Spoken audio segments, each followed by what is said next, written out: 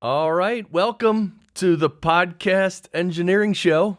My name is Chris Curran. I produce podcasts for companies, and I teach at Podcast Engineering School.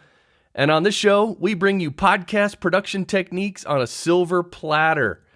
And I do interview episodes, and I also do like an episode like today, which I call the Daily Goody episodes, because what I'm going to do is cover 8 or 9 of my Daily Goody blog posts. And the Daily Goodies are just like a little tip or a trick or a little teaching point about podcast production. By the way, if you want to sign up to receive those Daily Goodies in your email, just go to the website, podcastengineeringschool.com, and you can sign up there. So we're going to get to a bunch of these Daily Goodies. I really quickly want to mention that the next semester of Podcast Engineering School starts on April 19th. 2022. Yeah, April 19th. It's coming up in about a month.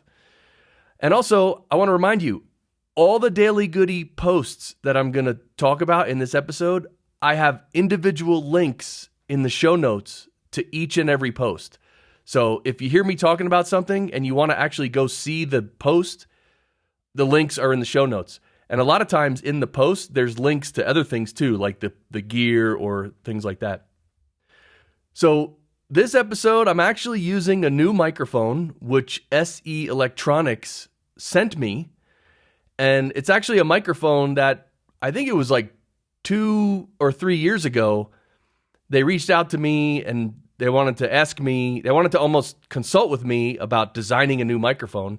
And of course, I was one of many people they reached out to. And so we had a call and, we just literally talked about all kinds of general stuff, nothing really too specific, but a lot about microphones, obviously, because they were looking to design this new microphone. And the microphone is the Dynacaster. So it's D-Y-N-A caster. It's all one word, Dynacaster. And it's pretty cool. I'm going to go over a couple of the specs real quick before we get into the Daily Goodies.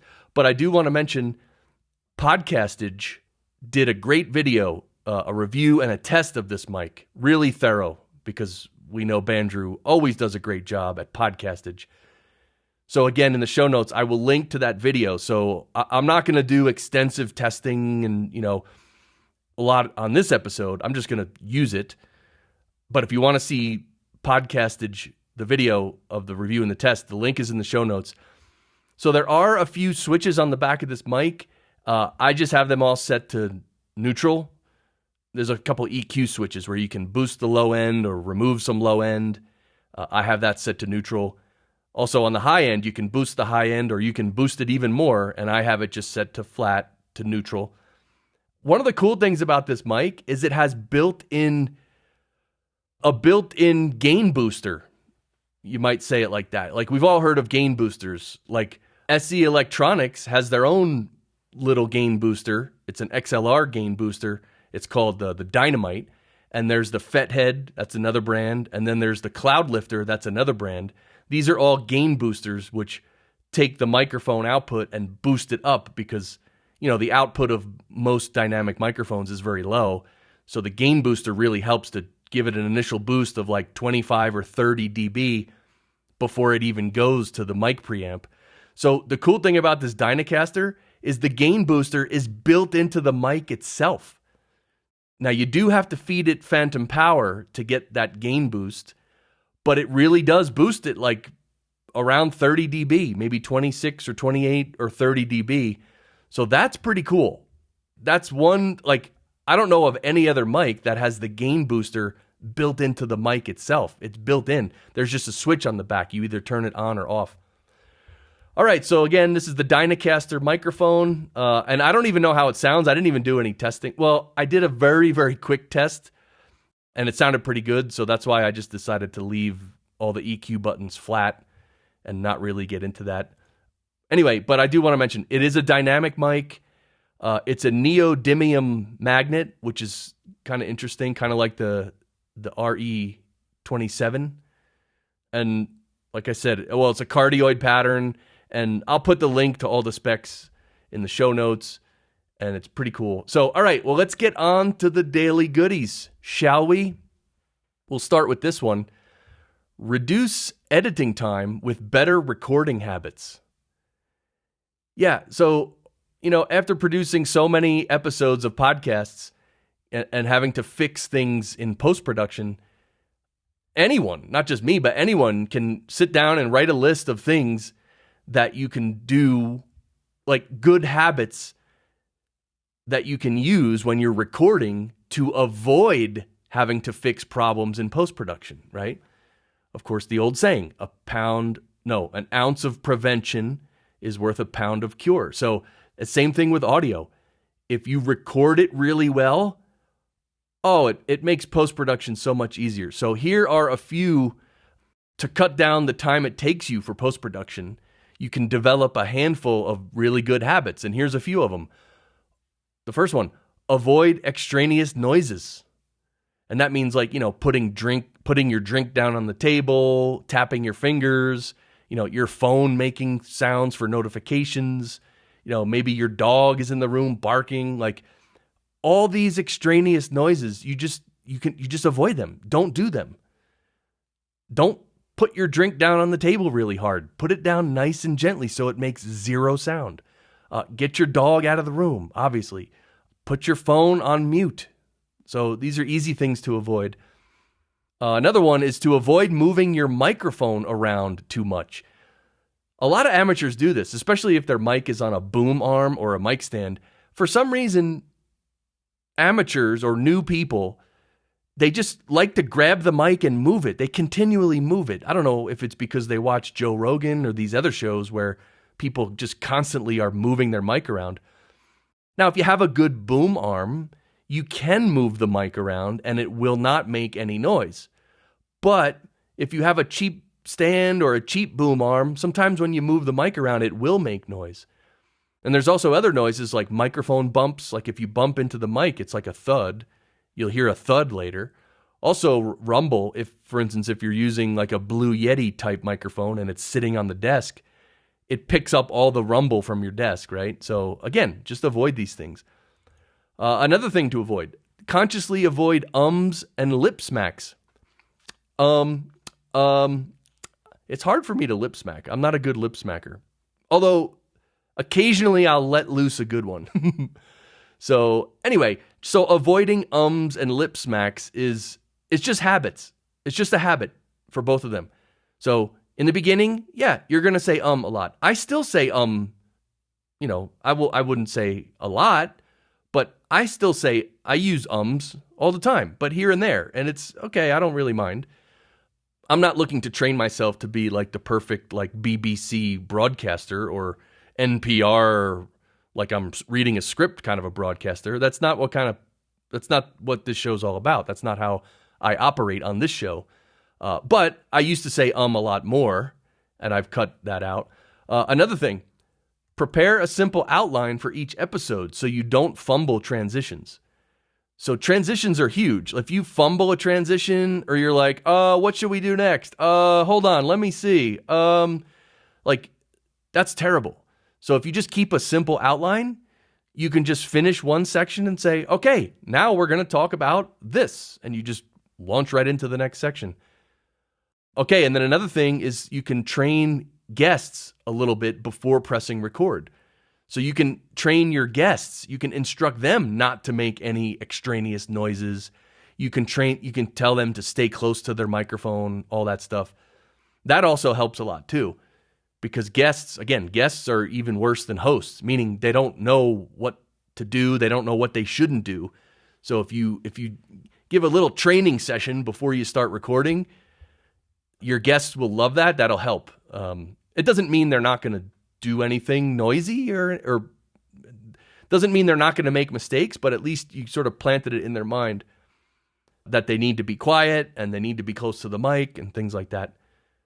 Also, another thing is to record your show in one take as if it's live. And this captures a lot of authentic energy.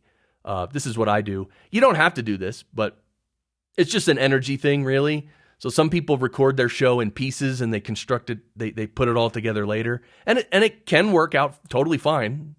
But sometimes if you don't do it right, or if you don't transition it right, or the energy is different, going from one section to another, that can be weird. So that last one, recording your show in one take as if it's live, that's not a major one, but I just thought I'd mention that. So these are all recording habits that will save you a lot of time and effort in post-production, and it'll increase the quality of your audio. So, and again, the link to all these posts is in the show notes. So let's move on to the next daily goodie. Be delicate when de-essing. Yeah, so when you're using a de-esser to remove sibilants, you have to be careful. You really do. Because if you use the de-esser too aggressively and you try to remove too much of the sibilants, you will destroy the clarity and naturalness of the person's voice. So it's it's not the hardest thing in the world to dial in, but you got to just kind of get it in a good range. You can't just overdo it and say, oh, I'll just overdo it and take out all the sibilants. Well, no, that's actually really bad. If you use too much, if you use a de-esser too aggressively, you can hear like it'll almost make the person sound as if they have a lisp. It's a fun thing to do if you ever want to just take out your de-esser and just crush it, just overdo it, and then you'll hear the person who's talking, they start to sound like they have a lisp. They have a lisp. Saying things, they have a lisp. Because the de-esser is removing so much of the sibilants, it becomes unnatural. So you have to be careful not to remove too much, but if there's initially too much sibilants, then yeah, you have to remove it. So I thought I would real quick go over some of the de-essers that I have and I like to use. Of course, the FabFilter Pro DS, that's a great de-esser. That's one of the best. It's a dual band de-esser as well. Soothe 2 is probably my favorite de-esser. That's a great one because it kind of does it automatically. It locates where the sibilance is and reduces it. There's also the SPL De-Esser, the dual band. That's pretty good. Waves has it's a plugin called Sibilance, which is pretty good. And Waves has another one called De-Esser, so they're pretty good. Also, a lot of DAWs will have their own de-essers. I don't know how good, you got to be careful of how good they are, because a lot of times when plugins or when processors are built into a DAW, usually they're not the best quality processors. So, which is why, like I said, I like the FabFilter and I like Soothe 2, because those are third-party de-essers that really sound good. And again, it's one of those things where you purchase it once and you can use it for the rest of your life, and it's just another high-quality tool in your toolbox. All right, next daily goodie. Oh, this is the BB N105 plug-in. This is a plug-in I bought, I guess, back in June of last year. It's kind of a channel strip, but really all it has is EQ and saturation. So basically it's an EQ, but it also has like a little mic preamp section so you can get distortion if you want. But of course, in podcast production, there's no need to create distortion. But it does have a saturation button, which is awesome because this plugin is modeled off of a very classic Neve 8078 console from a studio, Blackbird Studio in Nashville. So this is the saturation button that this plugin has. It adds like a nice analog warmth. It's pretty subtle, but it's really, really nice. And so a lot of times I don't even use the EQ part of this plugin. I will literally just put the plugin in my plugin chain and I'll click the saturation button and that's it. Because it just adds a little, it really does make it so that your audio is flowing through a classic Neve console, and it really does make a subtle difference. I love it. So really cool plugin. I don't even think it's that expensive. And the EQ is great. I mean, the EQ is unbelievable as well. So I do use that quite often. So that's the BB N105. It's great. So there's links to it in the show notes. It'll bring you to the daily goodie, and then you can link to the plugin itself. I love that one. Because of course, these days, when they emulate old analog gear, they do it in such a precise way. they really do capture the flavor of this analog gear, all different kinds of gear, right? So it's really, really cool. Okay, next daily goodie. Edit out awkward silence or not? So should you edit out awkward silence? So I only leave awkward silence in the episode if it adds to the comedic value of a joke, or if a participant is like purposefully using the silence to build tension. So if there's a reason for the silence, I will leave it. But if it's just somebody, forgot what they were saying and they pause for 8 seconds and then they just continue, then of course I will reduce that 8-second gap to probably 2 seconds or something like that. So cutting out silence really can help with the pacing of an episode. Like you want the episode, the energy of the episode to move along at a pace where it's going to hold the listener's attention. And that's why these big long spaces, like the energy just drains out of the episode in those long spaces. So, but here's the thing. If you remove too much silence, then that's not good either, because then the transitions will sound unnatural or abrupt, which is also not good. I mean, I listened to a podcast, it was probably like 3-4 months ago, for the first time. It was about, it was about like fission energy. I was researching fission energy. It was pretty cool. But anyway, it was a short episode, like 8 or 9 minutes. And you can tell they edited this thing so tight that the woman, like it was a woman's voice, she would end a sentence and literally the next sentence would start immediately. I'm talking immediately. There wouldn't even be any space. There wouldn't even be a breath. And I listened to this for about 30 seconds and it made me so anxious and I couldn't even follow what she was saying because it gave you no time to sort of digest what she said. I mean, that's why when people need to speak naturally, because the listener needs to hear it naturally, right? So producing podcasts, we have to make sure that we're producing it in such a way that the listener can hear it naturally and actually absorb the content. I mean, it's weird that I have to say this, but at the same time, someone edited that episode and they cut it so tight together. It was really, really bad. Really bad. I literally couldn't listen. And then I literally thought about it and I was like, you know what? If this is how they produce their show, I'm never going to be able to listen to this. And so I just unsubscribed and I deleted all the episodes and that's it. I can never listen again. I mean, of course that was my choice, but. All right, next daily goodie. Nicest looking website embeddable podcast players. So yeah, if you have a podcast or your clients do, of course you probably have a little player embedded on your website. So which one is the nicest looking?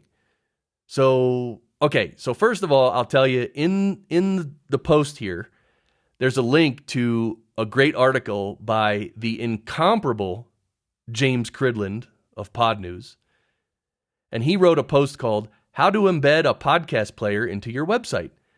And it actually, his post shows examples of players from like Apple, Spotify, Fusebox, Listen Notes, Radio Public, Castbox, Podfriend, and Podkite.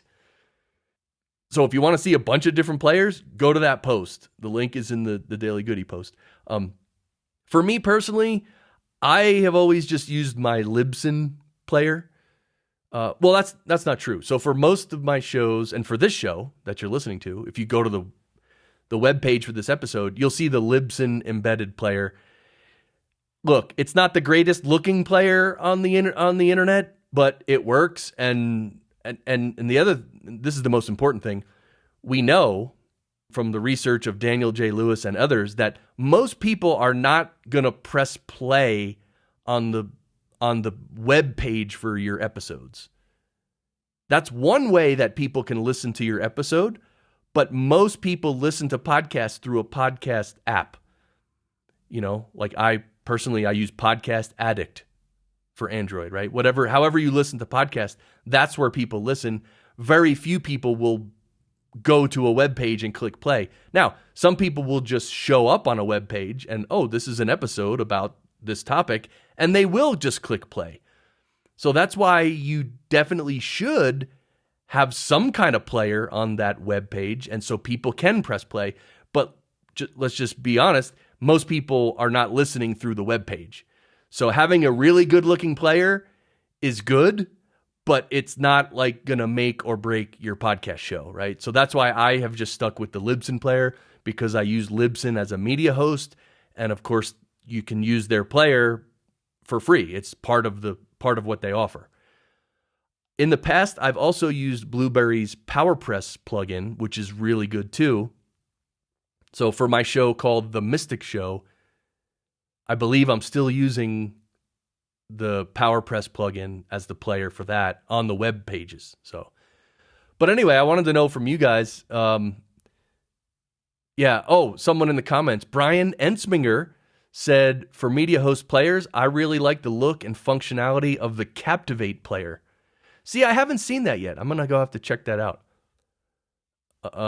And for his portfolio page, he uses Castbox to get a consistent visual feel with clients on different hosting platforms. Cool. And Adam Clark says Megaphone has always been his favorite. But Transistor and Simplecast are great as well. So there you go. Leave a comment. I'd love to know what player you like the most and which one you use.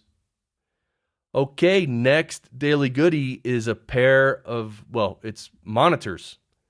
The Cali Audio LP6 active near-field monitors. And I wrote this Daily Goody because I had heard a music studio owner mention that these Cali Audio LP6 monitors were very good quality for the price. And they cost around $300 for the pair. And I have never heard them. I don't own them. I have never heard them. So I don't know. I can't comment on my opinion of the sound quality.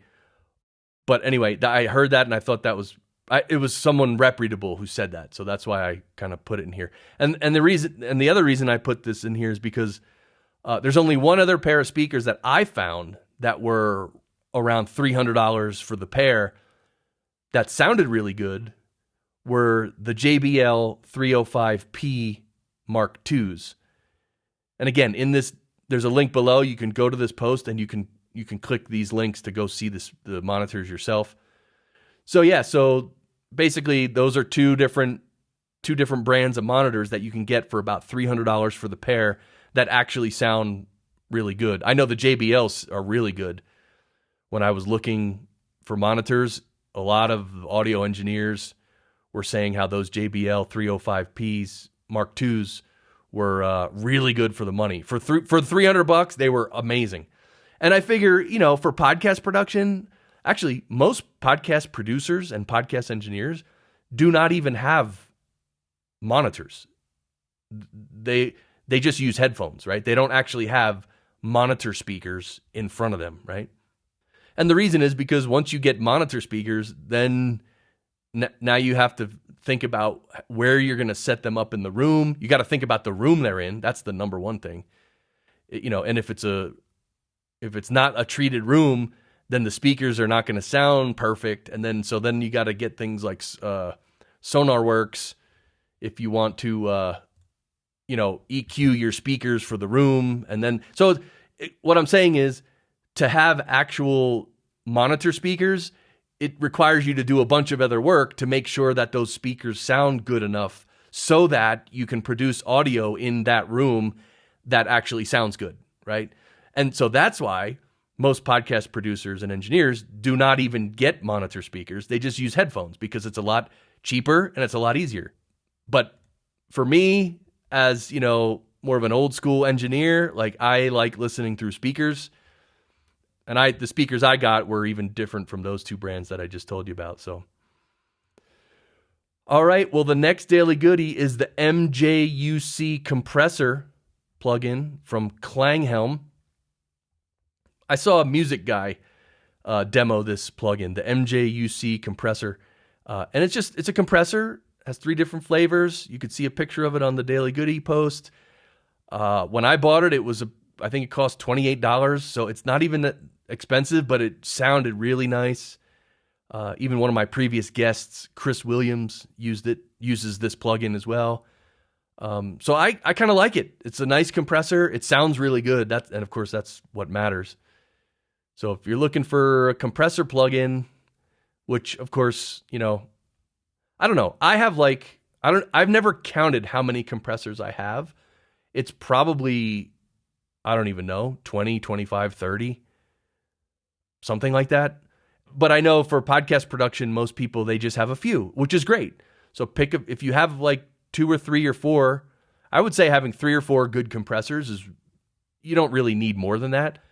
But it's good to have a few different ones because then you can, use a couple different ones in series, because when I compress voices, I usually use more than one compressor. I don't just use one compressor. So I'll use 1 or 2, sometimes 3.